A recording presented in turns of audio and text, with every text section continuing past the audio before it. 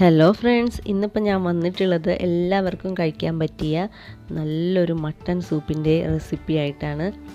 വളരെ ഹെൽത്തിയാണ് mutton soup എന്ന് എല്ലാവർക്കും അറിയാം. അപ്പോൾ ഈസി ആയിട്ട് നമുക്കിത് ഉണ്ടാക്കാം. എങ്ങനെയാണെന്ന് നോക്കാം.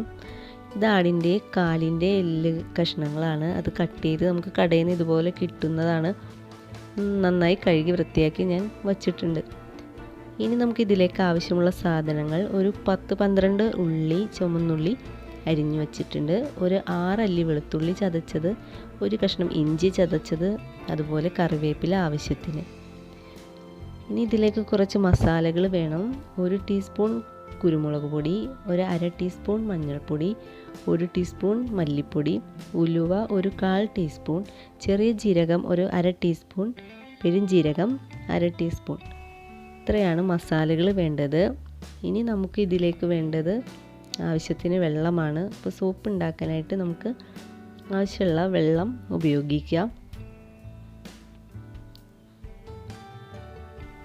ഇത് ഞാൻ കുക്കറിലാണ് ഉണ്ടാക്കുന്നത്. നിങ്ങൾക്ക് ഇഷ്ടമുള്ള രീതിയിൽ ഉണ്ടാക്കാം. അപ്പോൾ കുക്കറിലേക്ക് ഞാൻ എല്ല് ഇട്ട് കൊടുത്തിട്ടുണ്ട്. അതിലേക്ക് ഞാൻ അരിഞ്ഞു വെച്ചിട്ടുള്ള ഉള്ളിയും എല്ലാം ഇട്ട് കൊടുക്കുന്നുണ്ട്. അപ്പോൾ അതിൽ കുറച്ച് ഉള്ളിയും കറിവേപ്പിലയും മാറ്റി വയ്ക്കുന്നുണ്ട്, ലാസ്റ്റ് താളിച്ച് ചേർക്കാൻ വേണ്ടിയാണ്. ബാക്കി മസാലപ്പൊടികളും ജീരകവും ഉലുവയും എല്ലാം ചേർത്ത് കൊടുക്കാം.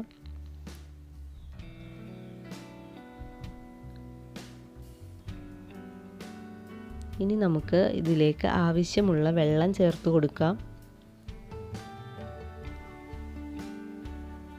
ഇനി നമുക്ക് ഇതിനാവശ്യത്തിനുള്ള ഉപ്പ് കൂടി ചേർത്ത് കൊടുക്കാം.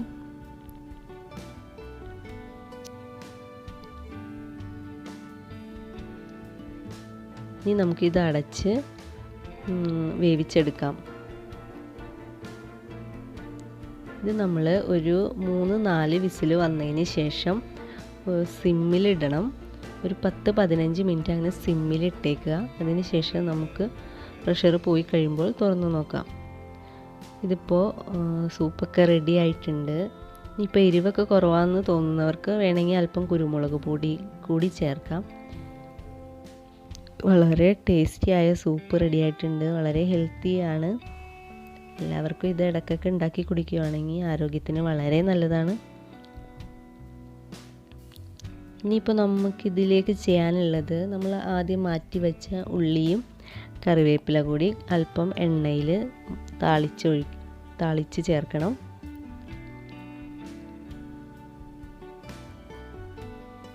ഈ ഉള്ളി നന്നായി മുരിഞ്ഞു വരുന്നത് വരെ ഫ്രൈ ചെയ്തെടുക്കാം. വേണമെങ്കിൽ ഒരല്പം നെയ്യ് കൂടി ഇതിൻ്റെ കൂടെ ചേർത്താൽ സ്വാദ് കൂടും. കറിവേപ്പില കൂടി ചേർത്ത് നന്നായി ഫ്രൈ ആക്കാം.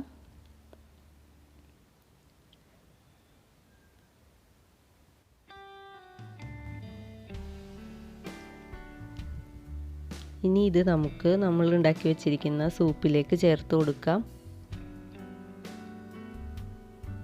അപ്പോൾ ഇത് വെള്ളം ഇത്രയും ലൂസിന് വേണ്ടാത്തവർക്ക് അല്പം കൂടെ വറ്റിക്കണമെങ്കിൽ വറ്റിക്കാം. നോക്കൂ, നല്ല ടേസ്റ്റി ആയിട്ടും ഹെൽത്തി ആയിട്ടുള്ള സൂപ്പ് റെഡിയായി. എല്ലാവരും ഉണ്ടാക്കി നോക്കുക. ഇഷ്ടപ്പെട്ടാൽ ലൈക്ക് ചെയ്യുക, സബ്സ്ക്രൈബ്